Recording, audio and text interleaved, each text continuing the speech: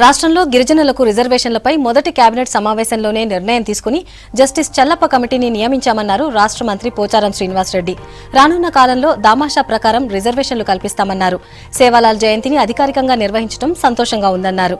కామారెడ్డి జిల్లా బాన్సువాడలో జరిగిన సేవాలాల్ జయంతి ఉత్సవాల్లో మంత్రి పాల్గొన్నారు.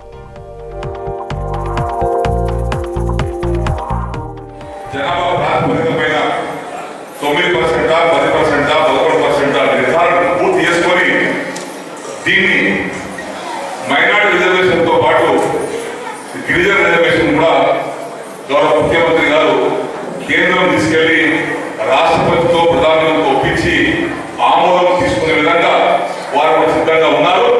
ఇచ్చినటువంటి హామీ తప్పనిసరిగా ఉంది కాబట్టి ఆ యొక్క రిజర్వేషన్ పర్సెంటేజ్ ని త్వరలోనే ప్రభుత్వం సిద్ధశుద్ధితో ఉంది.